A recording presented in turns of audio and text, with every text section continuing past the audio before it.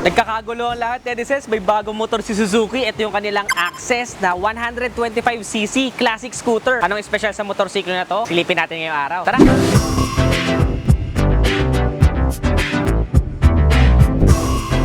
Una sa lahat, netizens, alam nyo ba kung nasa ng fuel tank nito? Ayan no, nasa may puweta, netizens. Meron siyang 5.3 liters na fuel tank capacity. At deroskas po yan, natatanggal yung pinaka-fuel cap. Tapos dito may siya isasabit kapag magpapakarga ka na. Itong malupit.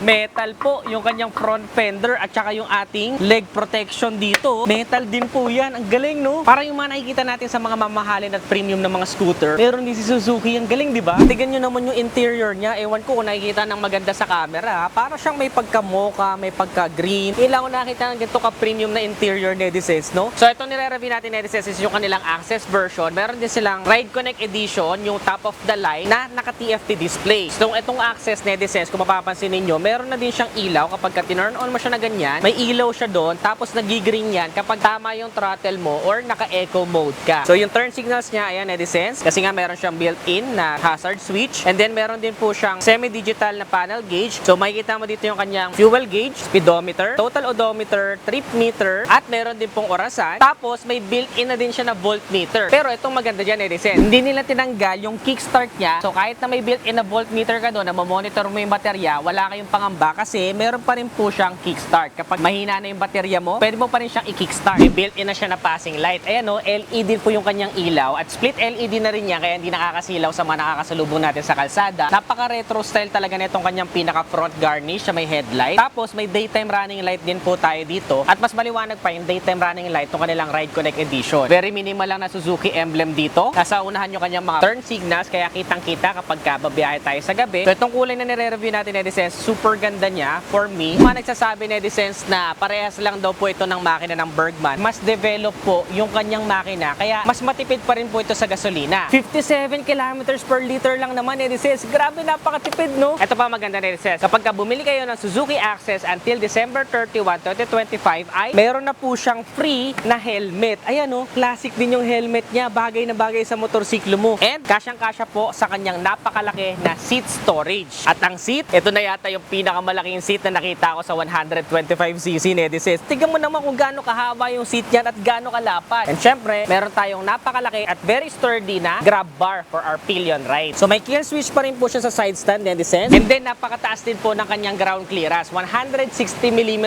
lang naman, netizens. Perfect na perfect kung medyo nakatira kayo sa mga bahay na lugar o kaya naman ayaw nyo sumayad sa mga higanting humps ng Pilipinas. So napansin ko, netizens, ay naka-disc brake na po siya sa unahan, drum brake naman po sa likuran. Na meron tire size sa front na 90x90 and then sa likod naman po ay meron tayong 90x100x10. So 10 inches wheels naman po sa likuran. At kung sakali man na magpapalit kayo ng tires, netizens, I highly recommend to use Beast tires. Kasi yun na yung kilala ko na makapit kahit tag-ulan at saka pang matagalan. Pero budget friendly. Baka Beast tires yan. Meron tayong telescopic coil spring oil dump dito sa unahan niya, netizens. At naka-swing arm type coil spring na oil dump naman sa likuran. So single shock lang po siya sa likod, netizens. Pagdating naman sa engine, netizens, meron tayong 4-stroke, single cylinder na naka-air-cooled at single overhead cam. Tapos, meron siyang bore and stroke na 52.5mm by 57.4mm at kayang mag-produce ng maximum power of 6.2 kilowatts at 6,500 RPM and a maximum torque naman na 10.2 Newton meters at 5,000 RPM. 124cc to be exact na naka-fuel injected na at syempre, automatic, naka-CVT, kaya gas and go ka na lang, netizens. Kagandahan dyan, meron din po siyang built-in na park brake lock. So sa may bandang likuran naman, netizens, makikita natin yung kanyang napaka-classic look lang na tail light. Nagustuhan ko yung pagiging minimalist lang yan, netizens, na merong LED dito. And syempre, kapag ka-binrake mo, mas lalakas pa yan. Tapos, may built-in din siya na hazard. So makikita mo yung kanyang turn signals dito. Sabay na gumagana. Yung fuel tank niya, may Suzuki lang din tayo dito na sticker. May plate light din po. And syempre, equipped na din po ito with Suzuki Eco Performance. So we can maximize yung kanyang power. At the same time, matipid pa rin po sa gasolina. Muffler, netizens, nakakatuwa kasi stainless na yung kanyang pinaka-head guard. Nakakatuwa yung muffler niya, no? Medyo kakaiba to sa paningin ko. Ngayon lang ako nakita ng muffler na ganyan. Sound check nga natin kung may sound.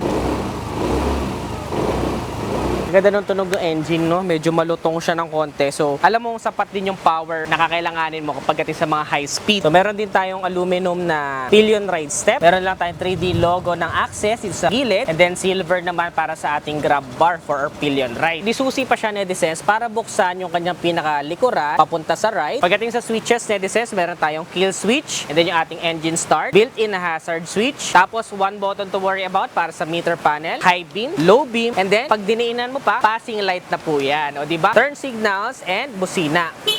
So, semi-digital yung ating panel gauge. Ngayon, tingnan naman natin yung TFT display ng kanilang Ride Connect Edition, yung top of the line. It's called Ride Connect Edition. Ride Connect Edition. So, isa sa mga napansin ko, ma'am, ano to? TFT display ba to? Sobrang linaw nyo, kahit yes, na TFT display tanghaling. na siya. So, ang pinakamahalaga sa kanya is the turn-by-turn navigation. So, parang GPS mo na din siya.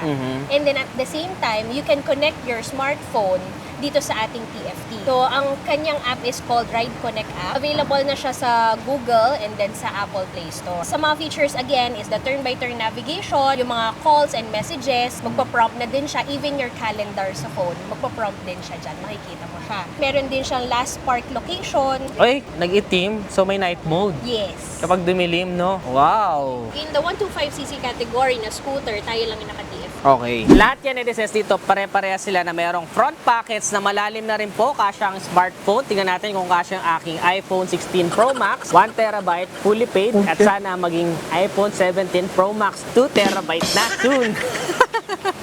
Ayan o, kasya. Kasya siya, parehas. Meron siyang hook dito, Nedises. Meron din siyang secret na hook dito naman sa may bandang ilalim ng upuan. So, pwede ka talaga maglagay ng mga gamit, pinamili, pwedeng ka-partner pamalengke, pwede ding pang-delivery. Galing, no? So, meron din tayong napaka-classic na round shape side mirror, Nedises. Siyempre, chrome na rin yan. Hindi nyo na kailangan bumili ng mga aftermarket, straight out from the casa. So, itong isang to is true. Kung ano yung nakikita mo sa kalsada, yun din siya. So, my height is 5'4", Nedises. 770mm po yung kanyang seat height. At abot naman po ng 5'4" in height na kagaya ko. So kahit mga lady riders, kahit na mga short riders, Asian height friendly po ang motorsiklo na to. Kaya sigurado, magugustuhan ninyo. At para naman po sa mga tall riders, meron po itong timbang na 106 kilograms. Kaya pwede sa mga beginners. Sa mga tall riders natin dyan, meron pa rin po kayong enough na leg room. Kaya hindi po sasayad basta-basta yung tuhod ninyo. At kita mo naman, nakaupo na ako. Pero napakalapad pa rin po ng space para sa aking pillion ride. So makikita nyo din, Nedises, na meron din siyang reflector dito sa unahan. Added visibility sa atin at night or kapag ka nakapark lang. Sa overall dimensions naman, Nedises, meron tayong 1,800